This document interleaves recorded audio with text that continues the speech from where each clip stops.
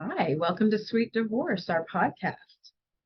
We are so excited to be talking with you today. It's our first podcast, and we're here to answer questions, just to have conversations about things such as divorce, but also just about life in general. So if you have any questions about things that you would like us to discuss or to talk about during this podcast, please feel free to reach out, email us, comment. So today, we're going to talk about New Year's resolutions because it is January 9th. And it is not too late to get started on your own resolution. So do you have any resolutions, Greta? Do you have some resolutions this year? What about What are you? Oh, what are they? Yeah. Just jump right Talk into about it. some resolutions. Besides the typical New Year's resolution, I'm going to get in shape this year. Other resolutions I have is more just personal development and ways that I want to see how I want to see myself portrayed in the next year. So just certain little things that I'm working on in my personal day-to-day life. Getting less clutter out of my, like making less clutter, not getting less clutter out of more clutter. But anyways, yeah, decluttering my house, simplifying my life a little bit. Do you have anything in place to make it happen so that you know that you're working towards that resolution? I don't have a set system, but what I do is I make micro goals for myself. So I like to have like a tiny little goal of, for example, if I need to work out more. And one of the things I want to do is work out more. So one of the things I want to do is I set this little tiny goal to go to a dance class. And if I go to the dance class, yay, I've reached my goal. I don't give myself a reward, just reached my goal. I went to a dance class.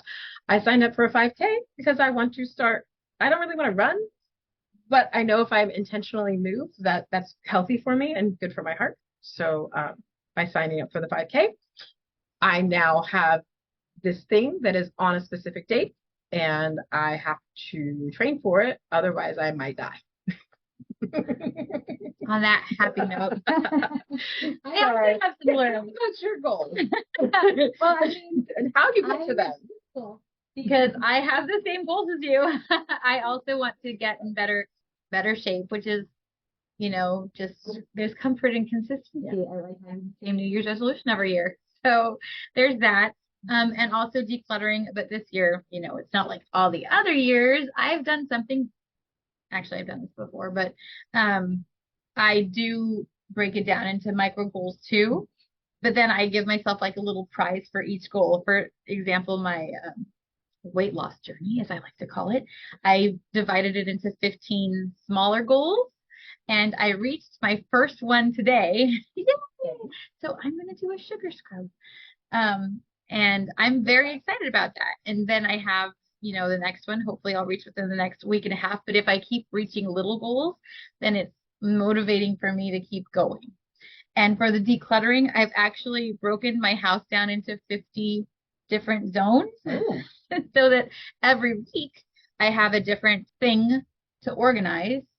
And so rather than looking at the house as a whole, which could be overwhelming and also, not encouraging. It doesn't make you want to clean your whole house because you look at the huge task before you. So yes, I broke it down into 50 pieces of my house. And so every week I have a different piece of my house so that by the end of the year, hopefully at one point or another, every piece of my house will be organized. And then I can just repeat so that, I can freshen up. It'll just be easier. And that includes, I'll empty, for example, if it's the kitchen drawers, I divided my kitchen into like 10 different zones. So one of the drawers, I empty it out, I get rid of stuff, and then when I put it back in, it's pretty. So I moved recently, and mine is just my declutter process is if I could actually get every box unpacked, which most of them are, but then also find homes for all the stuff, all the little things, and learn to let go. I think that's another big thing with decluttering is we learn to let go, right? And it's hard. And like you were saying, like if we look at our houses and we say, oh my gosh, I got to get rid of all this stuff, I have to clear it out. And this one-time project, it's so overwhelming for me as well. And so I love the idea of breaking your house down into zones. It's a great idea. I was trying to do like a box at a time, but then it's like sometimes some stuff like a lot of stuff got into some boxes, Yep. and they may not go everywhere. And so that's overwhelming too. So I love the idea of breaking into zones and saying, oh, well, this would go into zone 1 or zone 50. It's a great idea. I'm gonna implement some of that. And like I said, it's less overwhelming. Yeah. So it kind of works. It works for me because then I just focus on the one thing, and then even if it's just 1/50th of the bigger task, you still feel accomplished. Oh, absolutely. And with prizes, it's also fun. It is fun. Like after a certain number, then I'm gonna get myself like a little coffee frother. I love that. I mean, it's Which great I've to been reward. wanting, but I want to earn my coffee frother. And I like that it doesn't have to be like super expensive things to Right. you don't have to go out and buy like, oh, I'm gonna go buy this luxury handbag. No, you're like, oh, I'm gonna go get like this little project and just this little self-care. Yes. And I think that's also, it sounds like that might be part of some of your goal as well, is more self-care this year. I'm trying to, yes, do stuff to make myself happy rather than, I mean, not rather than. Sometimes I'm a mom, you're a mom, Right. and this podcast is about us, Right. I guess, and life in general. And moms do tend to put themselves last. So I'm trying to make a better effort to also not drain so much of myself that I have less to give. You Right. know, it's really better for everybody if we do something nice for ourselves, because then we feel happier and then we're energized to give even more to the people that we love. Yeah. I absolutely am a big fan of that. We can't do anything from an empty cup anymore. Right. You know, once that cup's drained, there's nothing left to give. And that is the hardest thing. Yeah. There's a drought in there. Yeah. So we got to fill those cups. I know that sounds very cliche. Fill your cups. Fill your cup. Everyone. All right. I like to fill my cup with tea. I really love my mug that my friend Nicole gave me. I just want to show you. So I just want to show everybody. It says she believed she could, so she did. Oh, it's backwards, I think. Oh, it is because we don't. That's pretty interesting. Oh. That is. I didn't know that it'd be backwards. So I bet there's something. If it wasn't backwards, we'll figure it out. This is our first podcast. Yes. Go easy on us. Right. But it says she believed she could, so she did. And that makes me really happy. I like that. Because we went on an adventure this year, didn't we, Gretel? We did. It was such a big 2023 for us personally was like a huge growth year for the two of us. I mean, just saying we're going to leave our corporate job and we're going to start this practice. It was a giant leap of faith. And we're here. We survived. Yes. 2024, we're coming for you. Yeah, we are. And, you know, we have some really amazing things in store, not only for Burgos & Smith, the firm, but just for ourselves as well. And we're just hoping that, you know, we'll be able to develop this podcast to something that's not just specific on law, but maybe you guys could take something away from life. You know, we're hoping to have some guests at some point, maybe a psychologist or financial advisors, appraisers, yeah, just to kind of go over some things that we find out, you know, that not necessarily going to always be used in a divorce, but also in real life. Sometimes we just need to like sit down with a financial advisor and get a good picture of where we're at, right? You know, or talk to a therapist. You know, our marriages might be fine, our life might be fine, but fine, you know, there's always something that you can improve. Yes, you know? Work on for the ultimate happiness. Right. And it's, you know, there's that old saying, you know, if mom ain't happy, nobody happy, right? That should be true for everyone. But it is. If you're not happy, the people around you are going to feel that and they feed off of that. And trying to find that inner peace and that contentedness, it is important. And with a new year, it's a new way to start. You know, it's a fresh start for everybody.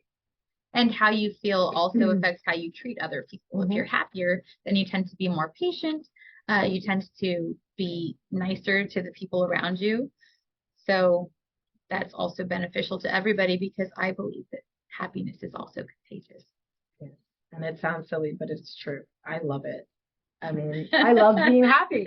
But no, I mean, I think that like when we're happy, like you said, it is contagious. And even, you know, we both are married, we both have partners.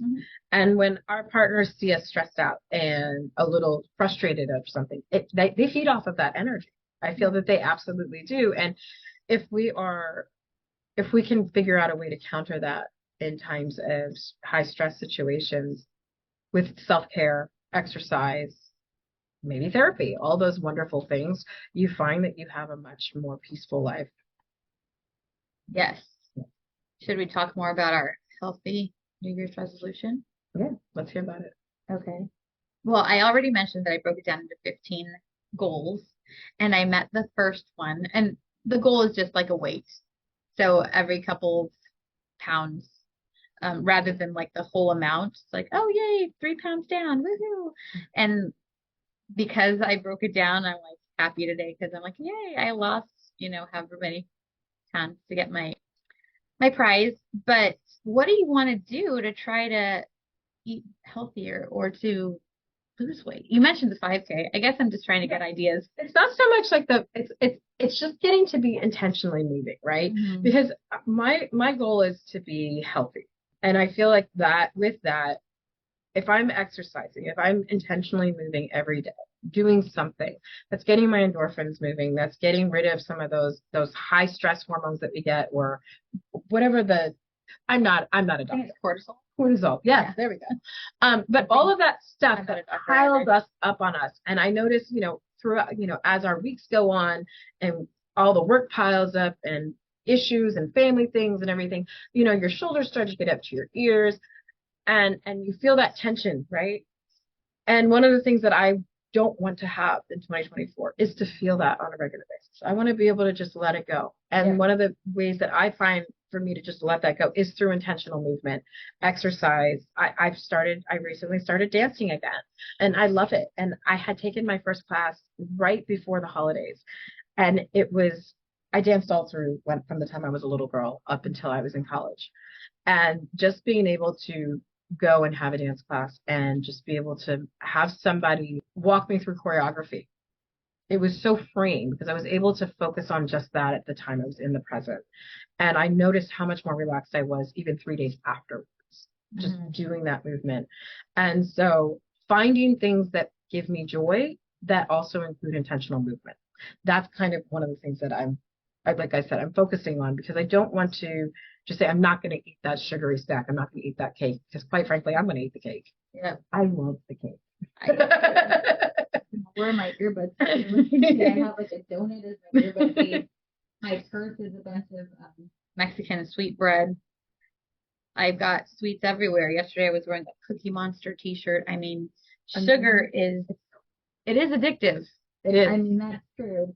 I'm trying to be more intentional with what I eat. Right. And adding more vegetables into your body and making sure. And we have a lovely vegetable garden. That's something that not everybody can have. Right. I mean, you can do container gardens if you have an apartment. It's, and you have a little outside space, you can put something out there. But just like being intentional with your actions. That's really like, I might be going, but that's kind of what you're helping me focus my goals. Mm-hmm. By the way, Rosario helps me focus my goals a lot. She's really good at it.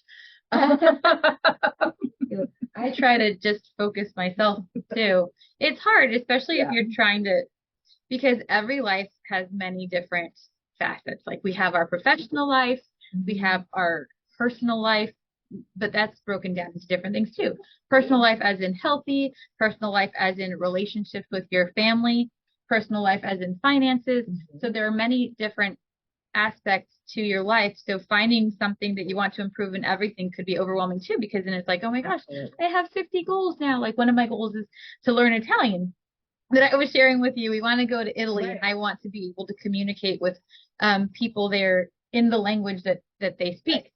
So that's on my goals list too. And but it's one more thing, I agree. Like it's a matter of we can have all these like thousands of goals, right? And even if you don't reach all of your goals at the end of the year, you've done something, right? So it doesn't mean that you failed because failure is not trying. Right. Not trying is where you fail. But making sure that if you say, I want to do this, and you say, I'm going to do this, then you set that goal and you work to at least make something. And if you don't hit it, it's okay. You tried. And you're better because even if you only took 5 Italian lessons, that's more Italian than you knew before starting the year. Yeah. Even if you had 5 healthy meals, that's 5 healthy meals. It's better than having, exclusively fatty meals I mean, and if that's all you want to eat, then that's okay too, because it's what brings you joy, what makes you content, and what makes you feel as if you are moving forward in a positive way in your life. Be forgiving of yourself. Mhm. So another good New Year's resolution is to be kind to yourself. And I saw it was a meme, but I don't remember the exact words. It just was the gist of it was to before you're hard on the person that you were last year and you think of all the things that need improvement, to also be grateful for all the wonderful things that you have accomplished, for all of your good qualities, for all the things that are happening that are good in your life. And that's a more positive spin on a New Year's resolution, because it's true. When you really think about it, a New Year's resolution is all about, okay, here are all of my problems. How can I fix them? Mm-hmm. And it's not necessarily the most positive way to start your year unless you make it a motivating thing. So I did see an alternative to New Year's resolutions. I myself like New Year's resolutions, but if it weighs you down, then here is another alternative where you can do sort of a bucket list. So, oh, this is what I want to accomplish this year, rather than say, okay, this is what's wrong with, I guess it's all about mindset also. Yeah, it really is. But, this is a bucket list. Or to start it with gratitude, like, oh, this is what went right this last year. I'm so grateful for, for moving, the opportunity to move, for the opportunity to open a new business like we did, for the opportunity to, I volunteered more in my kids' classrooms, or I actually went for, 5 walks last year and I really enjoyed them. And I love the way I feel after I walk. If you take those good highlights, kind of like a highlight reel, yeah, a B-roll to 2023, and do more of what made you happy, then it's the same thing. It accomplishes the same thing in that you're getting better at what you're not comfortable with, but you're doing it in a way that is playing off of the things that you already do right. Yeah. I actually started doing a gratitude journal last year. I started journaling like gratitude every day, where I just pick 3 things every day that I'm grateful for. And sometimes I'm just grateful for my cup of tea. Sometimes that's what I see a lot, and I don't drink coffee. I love coffee. I can't drink coffee. But I pick 3 things in my day that were positive. And it's something that I try to do before bed. I don't always get to it every day. And then if I don't get to it, then I say, okay, in the morning, I'm going to do this. And I do it. And I don't punish myself for saying, oh, I didn't do my gratitude journal. No, this is something that I'm doing just to remind myself that life is beautiful. And there are so many amazing things that can happen, even in our day, that are magical and wonderful. And sometimes we just need to stop. And we hear this term a lot, be present. But when we're doing our gratitude, when we are, acknowledging something that we're grateful for, it means that we're staying in the present, and we're not thinking about what happened in the past. We're not thinking what's going to happen in the future. It's just now. And there's something very calming about that. Anyways, but I love my gratitude journal. Sorry, I just oh no, I jump in. I'm like, I really like doing that. It's think a positive thing every day that I like to just put in there. It's a good reminder. It is. And again, some days it's my cup of tea that I'm drinking, but a lot of days it's just something magical that happened during the day that I'm just like, wow, I'm so grateful that I have this friend, or that I have this business partner, this amazing partner to build this business with. It's something that I am grateful for every day. Grateful for you too, Gretel. Oh, we're gonna do a heart. Yes, that was really awkward. Your nails look really good, by the way. Thank you. I just painted them at home. Yeah. But getting my nails done professionally is one of my treats. But no, I haven't hit that goal yet, obviously. It's just the gel, Sally Hansen's gel polish. Nothing fancy. Nope. But now you all know my secret. You paint your nails really well. Thank you. Yes. Thank you. When I paint my nails, look that good. Kind of looks like the 2-year-old painted them. I don't always have my nails painted. I hadn't had them painted until recently. Oh, okay. Because sometimes you don't have time. Do life. And kids need to go to school and or they've been out of school on winter break. And Christmas and wrapping and cards and baking and dinners and birthdays because my husband's birthday, my mom's birthday, and my sister-in-law's birthday are all in December. And it's also Christmas. And my daughter's birthday's in November too, so it kind of carries into the Christmas shopping season as well, which I love. I The love my joy. family. I love getting together. But I'm a very busy person. There's a lot going on in our homes and in my head. So sometimes it prevents me from sleeping as much as I probably should. Yeah. Yeah. Now we've got birthdays. My son is as you know, he's a New Year's Eve baby. Yeah. December baby. So December baby, 12/31. We got that tax write-off 8 years ago. But no, it does. It's a lot planning the birthday parties, which, we don't have to do. And that's something that the other thing that, like, I think we have to give ourselves permission sometimes to say no and to maybe not even say no, but to just say, maybe we don't need to do it this big this year, or we don't need to compare. Yeah. We don't need to compete with Jane Doe down the street or John Doe or whomever, right? The Joneses. And I think that's something else that I, really want to focus on as well, because we forget, like, it's not a competition. Like, it's just about getting through life. And also your kids know you love them even if you don't throw a huge shindig. Right. They don't need Disneyland every day. They just need their parents Maybe to love every them. other week. I'm just kidding. I mean, I kind of need Disneyland, but I don't get Disneyland, so that's your realm. And not everyone gets Disneyland all the time. But it's okay. Like, it's okay to not. It's like something that I like had to remind myself with my son during the break is this was one of the first years my mom didn't come out over the holidays. She's always been very helpful when he's not in school. And I had to give myself permission to let my son get a little bored. It's okay for our kids to get bored because out of boredom comes creation. A lot of creation. And there's some crazy things. And sometimes I'll be working in my office. I'm sure you've had this happen. And you walk out and you see the creation that's happened in your living room. My mom still talks about when my sisters and I wallpapered our playroom with newspaper while we were playing together. And she walked in and we were so proud of ourselves. We were like, look what we did. And I don't know, do people still get newspapers? I'm sure somebody remembers.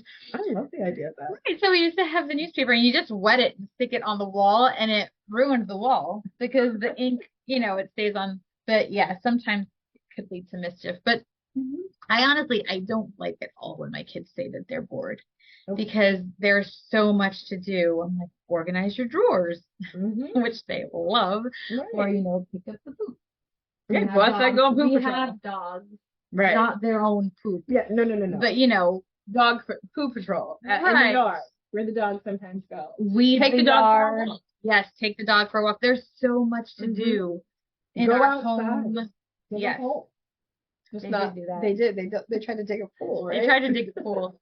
They don't say that they're bored very often. So, but when they, probably because I'm like, no, you can't be bored. No. I grew up on a no bored. No, there isn't. I grew up on a horse farm, and if I had said anything like I'm bored, there was going to be some work given to me. And so it is funny when my son tried to say the other day he was bored. I was like, I need a horse to shovel. I actually do need a horse, but I'm not in the financial position for horses right now. Right. Everybody wants a pony. I grew up riding. That's really fun. It is fun. It's one of my favorite things to do. That is, as an adult, when I say as an adult, as a person in her 40s, I'm finding it harder to fit riding into my life. And that is another one of my goals, but that's going to be something later down the line this year, is to try not buy a horse. I'm not doing that. Mom, don't worry, I'm not buying a horse. But I want to be able to and find a more steady place where I can ride, and put that into my schedule. I think that's just the other thing too, like making sure we schedule those things. Schedule something nice for yourself. Yeah. I think that's a good idea too. This has been fun. It has.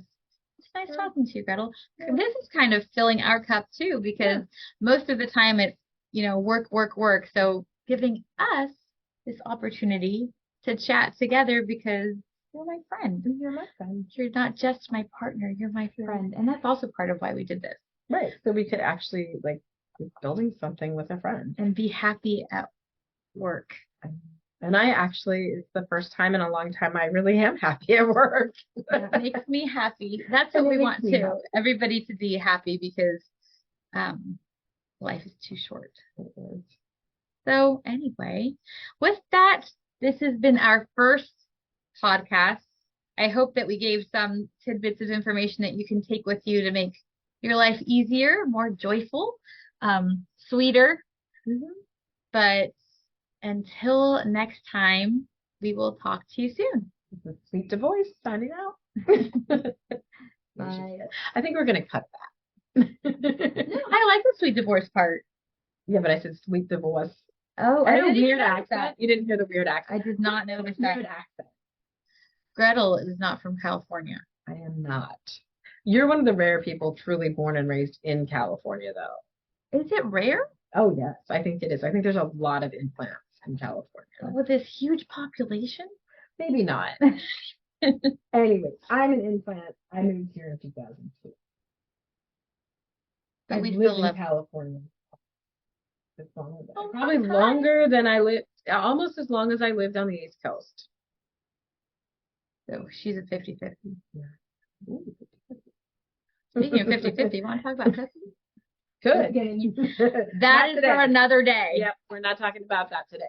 But if you have heard anything that sparks your interest, if you want to know more about our New Year's resolution tasks, or maybe the prizes that I have, considered to motivate, or about riding horses, or about child custody and visitation, then just go ahead and send us a message to let us know what you want to listen to and how we can help make your life more joyful.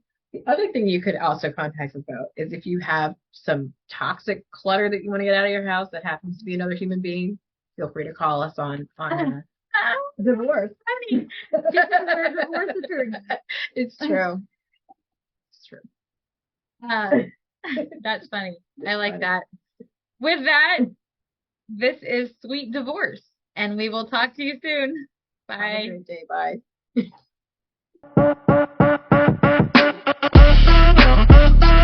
Bye.